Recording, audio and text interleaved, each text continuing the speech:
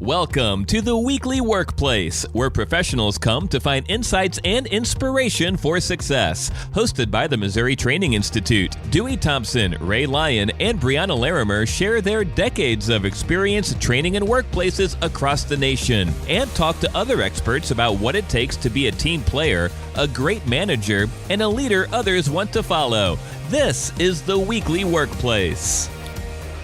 Welcome to the Weekly Workplace. My name's Brianna Larimer, business trainer and consultant with the Missouri Training Institute. And with me, I have my fabulous team, Mr. Dewey Thompson, our director of MTI, and Miss Ray Lyon, our associate director. This particular episode is kind of fun for us because what we're going to be doing is talking a little bit about Missouri Training Institute, who we are, what we do, why we do what we do. All right, Dewey, get us started. You've been here the longest, 20 years now. 20 plus years. Oh my goodness. I'm not even going to tell you how old I am. When I first started at MTI, we kind of survived in the grant world, if you will. And at that time, we were really provided more coordination of training events. So we would hire different people from around the country to come give training events, and we would kind of coordinate all those activities. I think one of the coolest things that I really love about MTI is how entrepreneurial we have become. In the grant world, funding kind of dries up once in a while. You have to kind of reinvent yourself. And a lot of us there realize that we've all been in business before, that we ourselves are subject matter experts. And so that's what we've done. So instead of hiring subject matter experts, we have become the subject matter experts, and we provide a lot of training, development for different organizations, both in the public and the private sectors. Now, Ray, I know that you are very passionate about, we all are, we're all very passionate about what we do at MTI, but you joined the team about 12 years ago? Yep, 12 years ago. And so tell me what brought you to MTI. What was it about the work that we do here?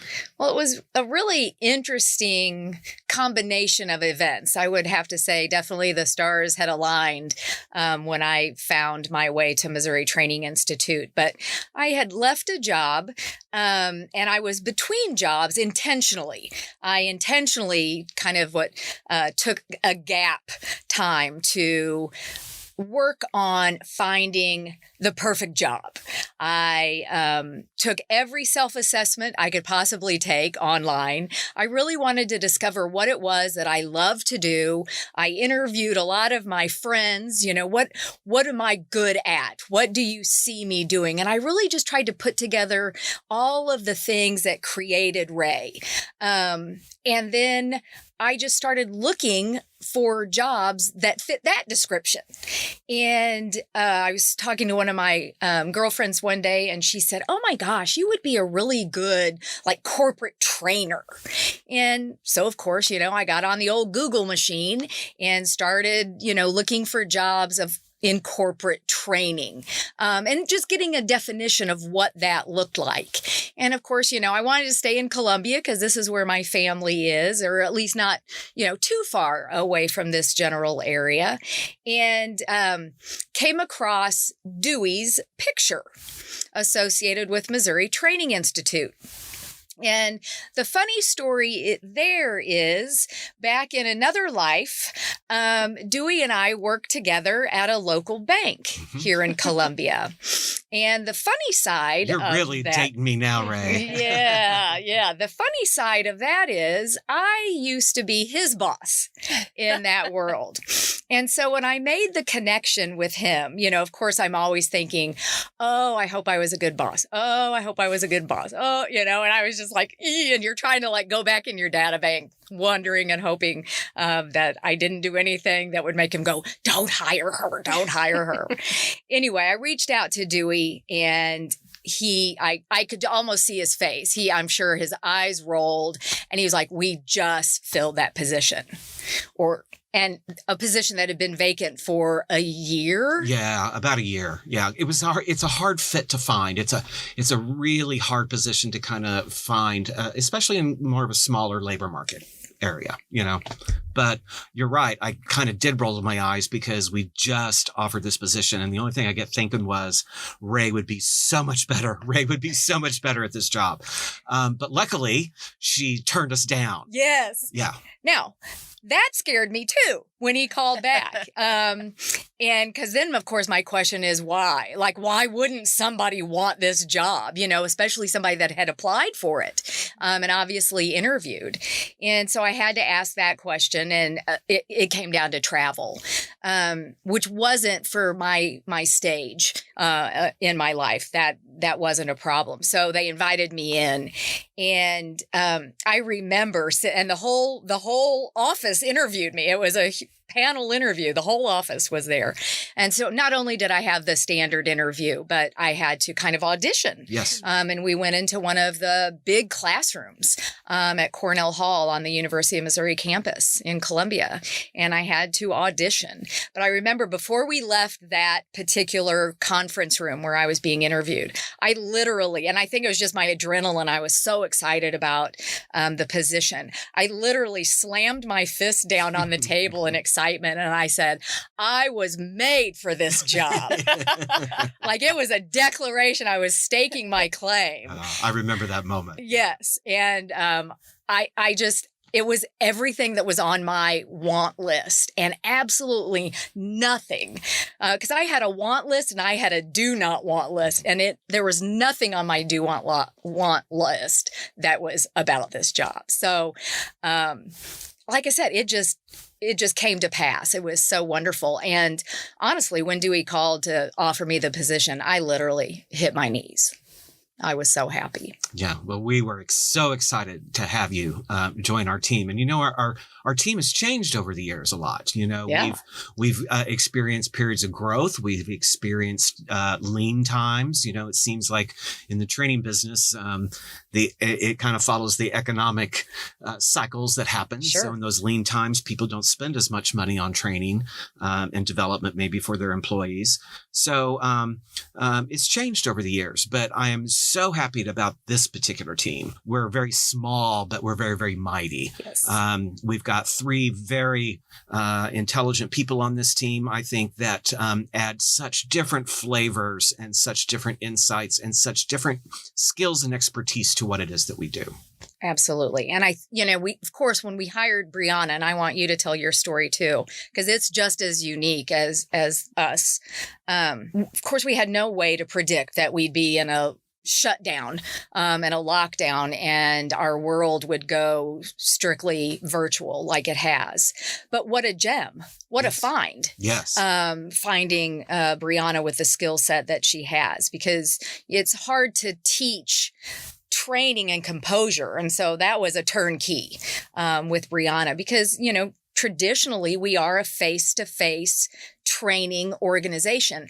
And I know we have intentionally kept that as our niche, is getting in front of audiences, going into a business and working with their managers either one-on-one or, as the trainer with a group of managers on particular topics. And we've maintained that intentionally because other companies aren't doing that. Mm-hmm. And so often it is an experience that people are still needing in order to process topics that we're covering.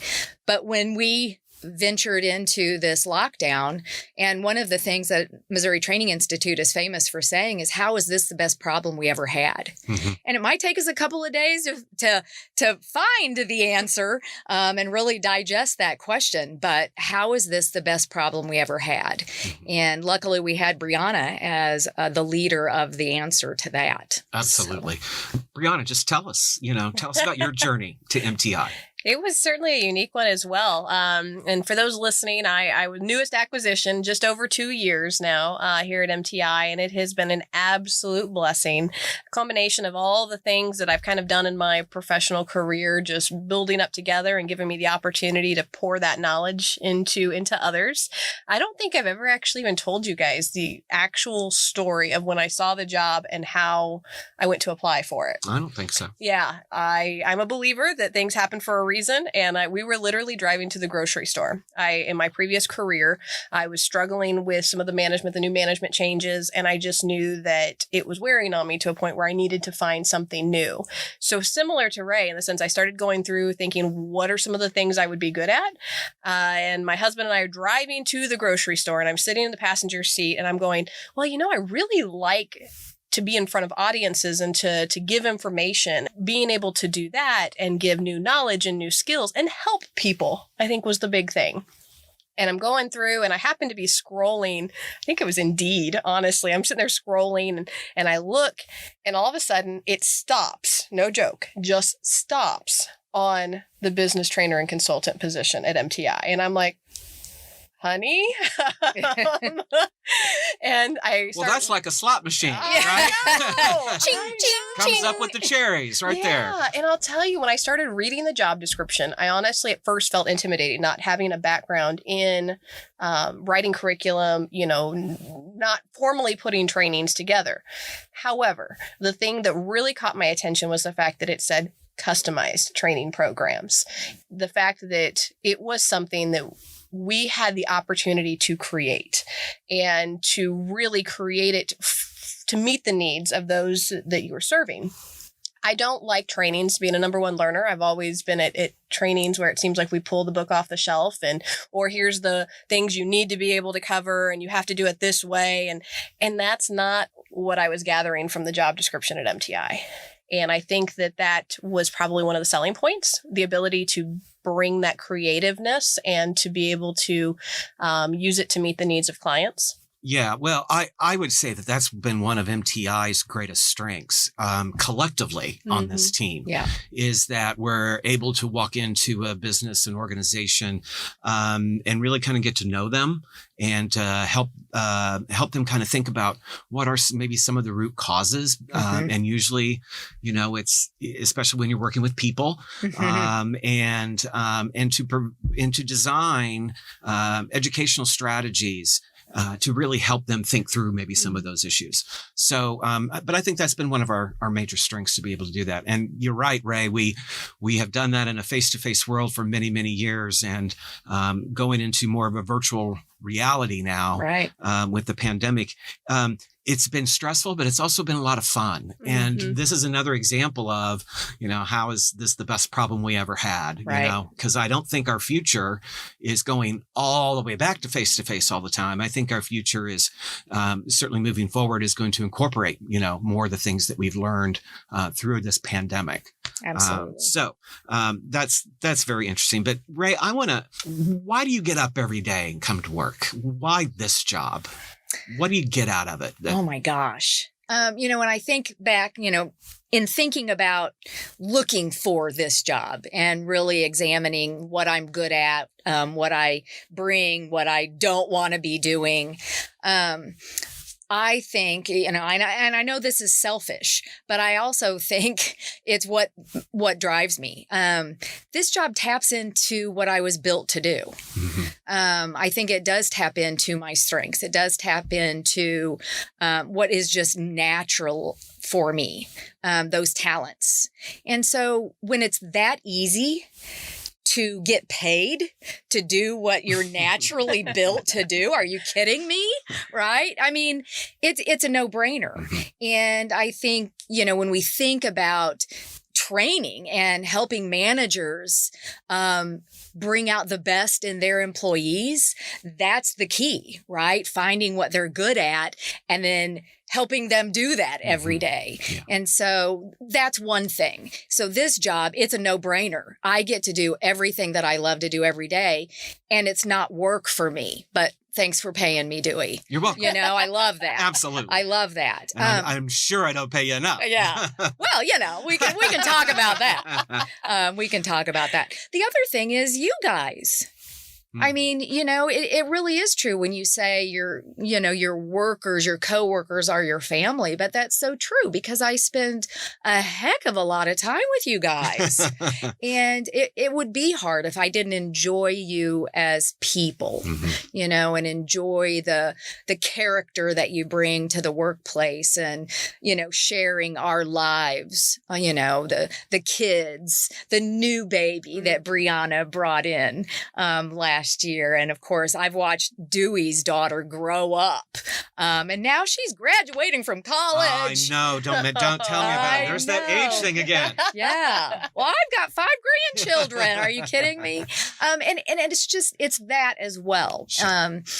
So we talk about ourselves as just people.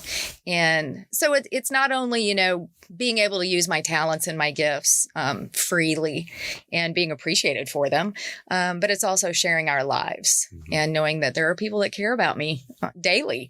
That's what brings me here. Good. What about you, Brianna? I think that that's absolutely true. It is our team here, being small, being just the 3 of us. I've never worked on a team like this before. We all have our differences, which we'll be talking about in following episodes. But, with it is what we get to do for people day in and day out. And I love the opportunity to take all the knowledge that I've accumulated through my past careers and bring them in to the folks that we serve. That's great. It's sometimes hard for me. It's sometimes difficult. To come to work? No. Wait, we just showered you with love. You did. I guess I'll say this though, as a trainer, being out there working with organizations, you go out and you get to know people a little bit, and you might interact with them maybe just for a day. Right. You might be able to interact with them maybe for a maybe longer period of time, maybe 4 weeks, 6 weeks, depending on what their needs are. And you really kind of get to know them. But we leave. And we help the next client. And, I sometimes worry, I don't get to see the fruits of my labor sometimes. Right. But I will say this, it's those moments when I get one of our past participants call me or send an email to me and say, hey, I bumped up against this issue and I remembered what we talked about in that workshop. And wow, I wanted you to know how much it really helped. And, unfortunately, those kind of probably come a little further apart than what I'd like to see them, those kind of statements and those kind of emails. But that gets me a kick. That gives me a big kick. And that's why I get up every day, I think, to go to work. And I do get to work with you too. Of course. That's the cherry on the top. It is. Yeah. It is. Well, we certainly, I'm so grateful for our team at MTI, and we do a lot of great work. We're excited to maybe have an opportunity to do some work for some of you listeners out there. And so if you have any inquiries, please send them our way, mti.missouri.edu. I think as we start kind of wrapping up this particular episode, any final thoughts? Yeah, I just want to ask, and we can do this real quickly, like what's some of your favorite topics that you like to train on? Oh, great question. Leadership for me.